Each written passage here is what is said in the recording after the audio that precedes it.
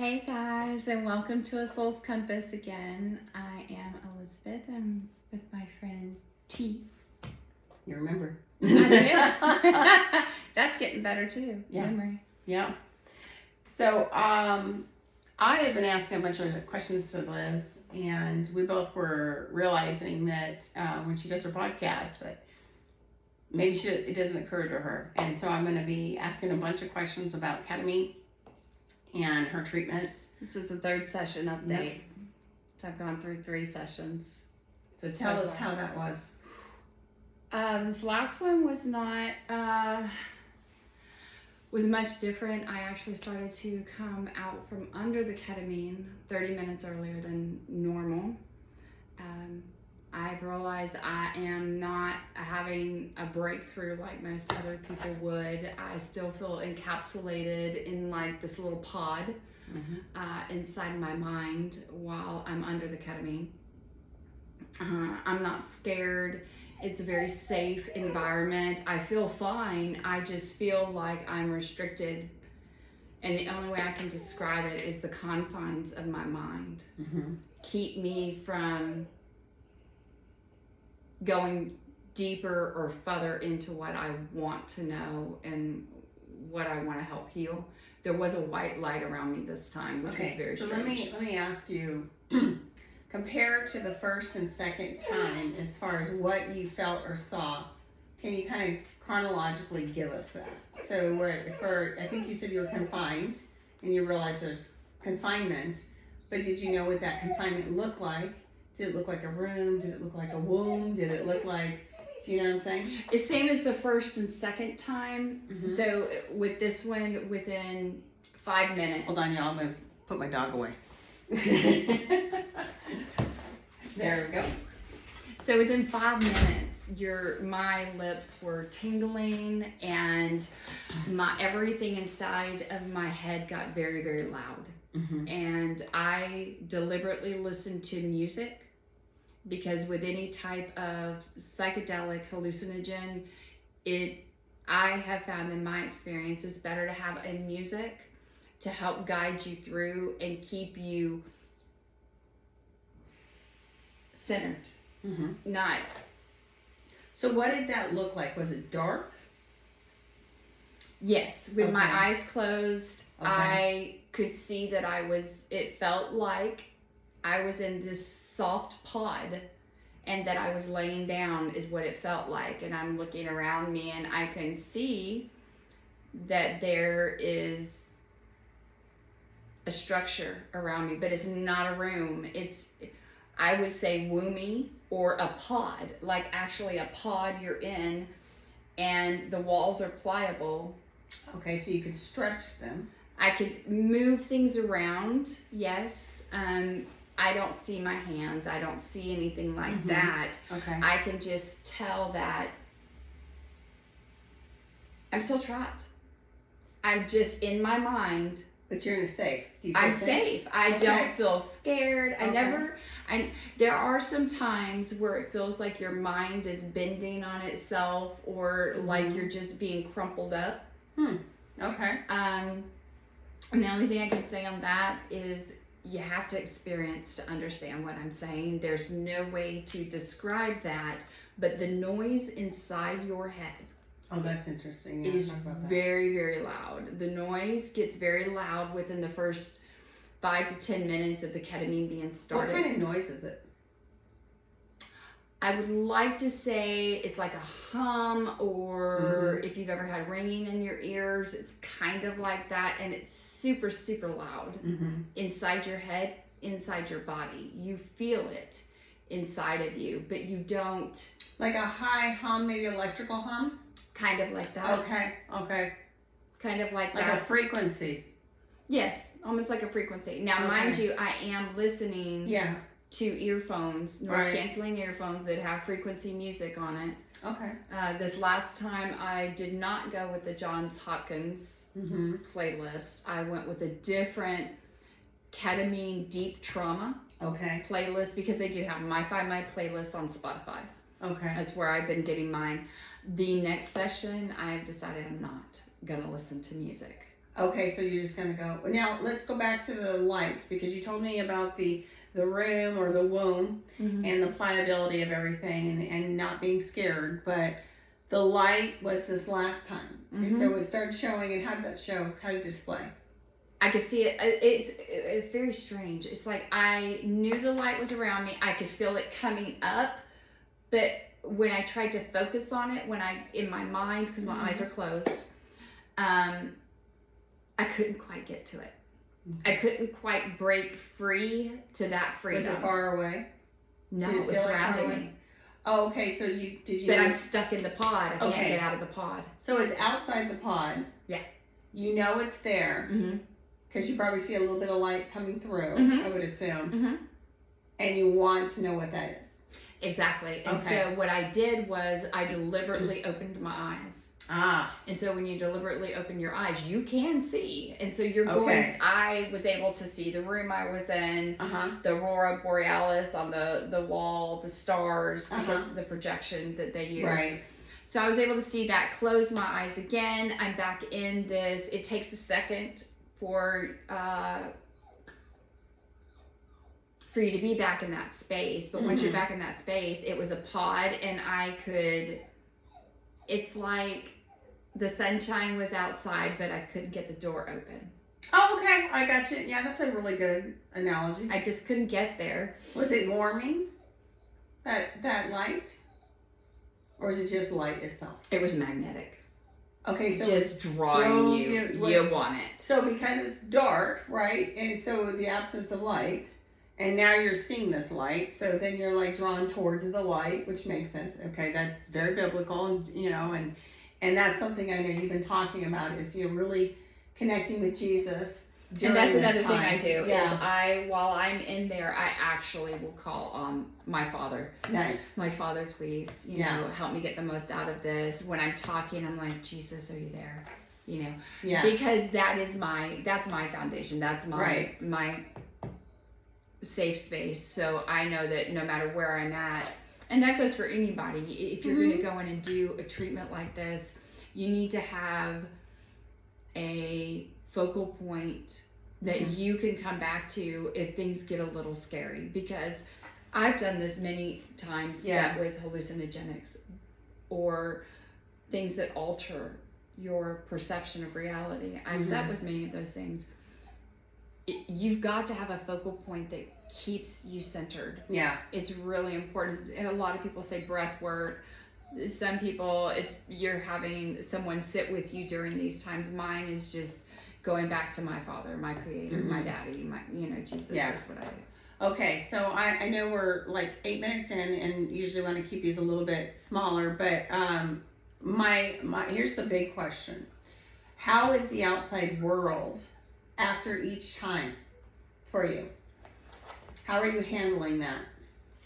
I was handling it very well. Okay. I take things very calm for the 2 days following it. Yeah, you seem like you were groggy after the first one, almost drug-like, like you were on some kind of heavy antidepressant or some kind of, I don't know, like maybe anti-anxiety medicine or Oxycontin or something major, right? That would just dampen you down. I was like that after the second one too. That's what I mean. The second one, the first one, you were a little bit, which was half the dose, right? The second one, you were for sure looked like that for a good 3 days, 2 to 3 days, I think. And then like the fourth day, which would have been yesterday, I believe, right? Because you did it on Monday or something like that. So yesterday. No, I did it yesterday.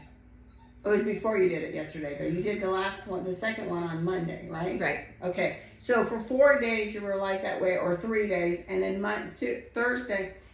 See, like that dog, I'm surprised that's not driving you nuts, because it's driving me nuts. It would normally. It would normally, and that's what I'm noticing. Yeah. By the way, we didn't stage that. That I have a GSP that is a whiny little, bitch.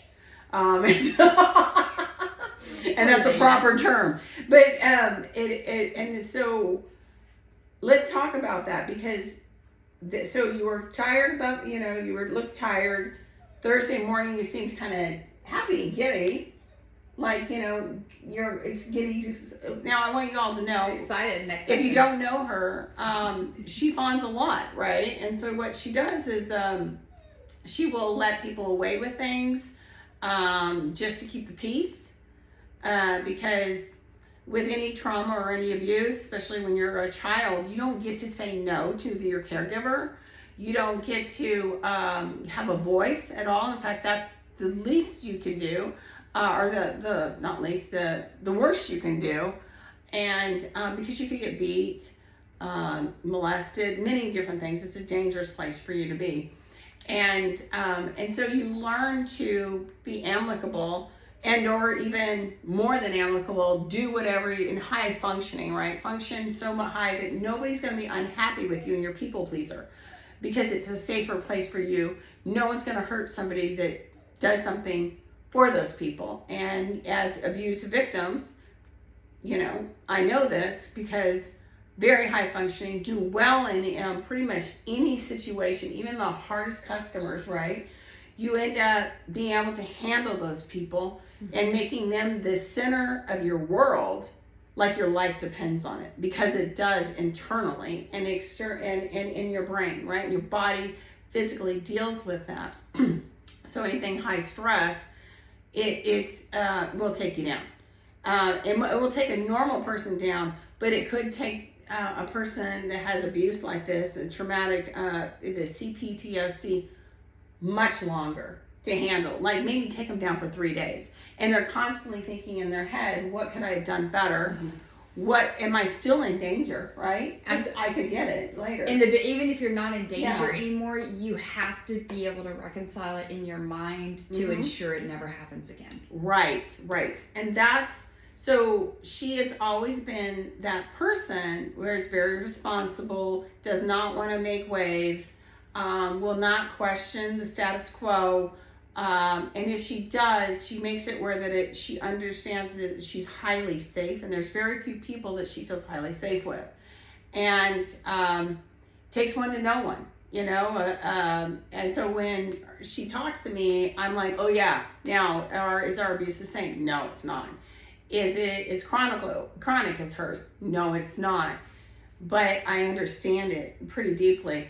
And so all of these things that she's walking us through is so that we can actually relate, right, to what she's going through. So today she's agitated, irritated, and I thought that was interesting because you don't get to see that in her that often. And it usually has to be something over the top for her to actually show that. And it's usually only people like me that get to have that benefit of hearing it, because I'm safe. I'm not going to hurt her. I understand it. It's appropriate. It makes sense to me. But she's beating herself up for being that way, for being irritated over something that most people would be irritated over, but she can't do the mind over matter, right? She can't override it. And I'm like, oh, that looks like boundaries. That looks like you don't get to step on me because I'm going to say something about it. And it also looks a little bit like a child or an adolescent that says no, right? The new neural pathway. The new no, yeah. And it's authentic. It's no, I don't want to do that. Or no, I don't want to talk about that. Or no, I don't want to take that, go out with you today. No, And so she's actually voicing, but she's getting frustrated that she's voicing. So it looks like it's a new trail for you to go on, right? And it's still very different. Yeah. I don't have the chatter in my head, so I don't have the thoughts to keep my brain occupied while I function, which is a big deal because normally my thoughts keep me entertained enough that I can go through and do what I've got to do without having to address every single thing. Well, when you don't have chatter in your head, you have to address everything that is in your present moment. You do, because then you actually feel guilt, don't you? Because you can't change it. It's like if you can't ignore it. You have to deal with it. Right. Well, You can't change your mind to think of something else now. Distract yourself. Well, and it's all me. Yeah. It's not that I can just... For people that have 1,000 thoughts at any given time, it allows me to make decisions that other people normally make without any difficulty. Mm-hmm. And not having the chatter in my head Mm-hmm. makes me concentrate on exactly what's going on in that moment, what's being asked of me, and I have to pay attention to myself. Mm-hmm. It's not all the distractions. And my body already feels uncomfortable because I'm feeling more Mm-hmm. in my body. Right, you have to, so you can't be distracted. That's what I'm saying. There's no distraction. You have to deal with it. Mm-hmm. And then you have to know what it is to deal with it. Yes. And so that's kind of your problem, is you don't know what it is. And you know that you could possibly, you used to be able to ignore it or distract yourself. So now you actually have Or minimize it. Or minimize it, yes. Basically change up like the why. It's going down and what it is, and then you could just be like, oh, I'm exhausted, I'm just going to think about something else, right? And I can move on to something. And part of that is because my brain was trained in such a way that I've got to get the primary questions out of the way first. Mm-hmm. That's why when you say something to me, I've already got 10 thoughts going. Is there danger for me right now? Is there danger for me tomorrow? What about 10 weeks from now? My mind is already going through all of those things to assess for danger, and now I don't have anything. Right. So it's not coming down to what my life depends on. Uh-huh. It's coming down to what do I want? Uh-huh. And I really don't know. Well, and because I've lived in everybody else's life to make them happy. For my whole life, yeah, exactly. I've lived in this fight or flight. Yes. And a lot of times it was the fight or flight was making sure that everybody else was okay so that I was okay. Exactly. It's a safer place for you. Yeah. I think that, and then, so tendonitis, she brought up tendonitis a couple different times, and whether she was hearing it or not. The first time she didn't hear it. Second time, it decided to kick its, rear its little head again and kick up in high gear for a little bit, right? How long was that? I mean, during treatment or after? After your treatment, your second one. Since I started ketamine, I've probably only had ringing in my ears, tinnitus, probably 3 different times. But after the second one, the first one you didn't, the second one you did. That was the second 2 or 3 times.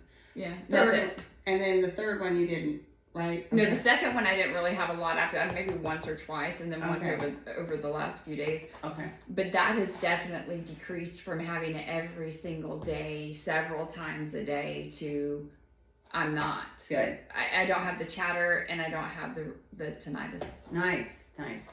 Yeah, that's like a side effect. I don't think that they actually talked about tinnitus and it possibly, going away or whatever. But from what I understand, I think I was looking at the VA, and the VA actually looks at tinnitus as a neurological problem, not a hearing issue.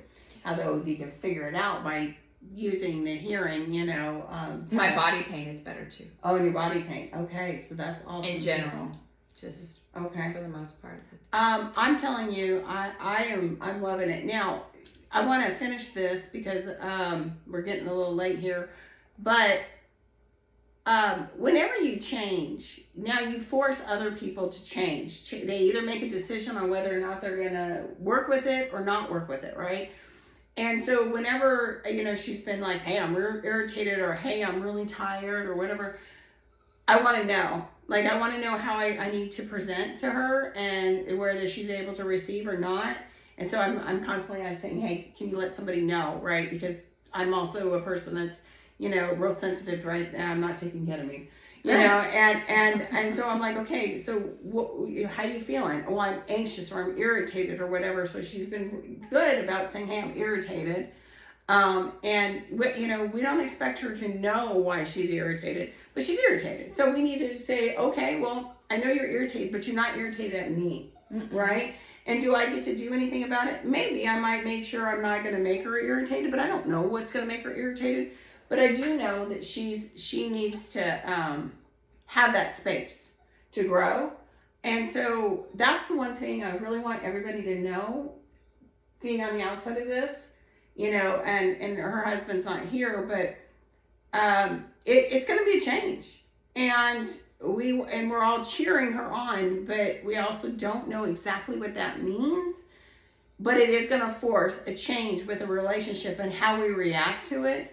And you hear it all over the podcasts, throughout everywhere. 99% of the people don't want to go that extra mile and make that change and do the work.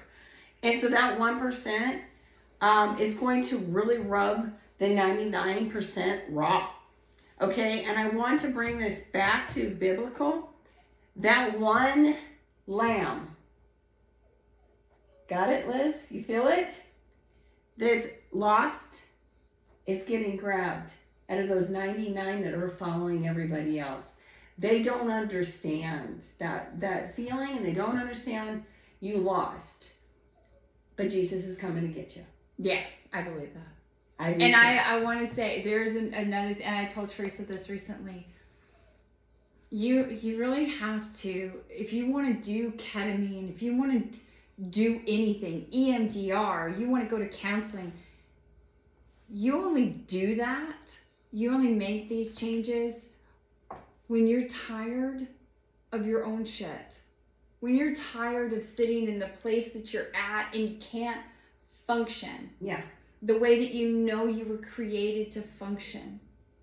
I know I was wonderfully and beautifully created. And the world helped fracture my mind. And I've been stuck in repeat for 51 years. Mm-hmm. And I don't want to be that. I want to be who God created me to be. And if I'm struggling with my emotions and my mental health too much, then I'm willing to walk through, and I call it fire, because I don't know what's on the other side. Exactly. I don't know what's on the other side of this. All I know is I'm worth it. And that going through the treatment cannot be any worse than where I have been. Well, I just want to finish with, I believe she's worth it too. And I think everybody else is worth it. And my heart breaks. I see a lot of these, people being abused and physically and emotionally. And while I'm so glad that they get out of that situation, the real work begins after they get out.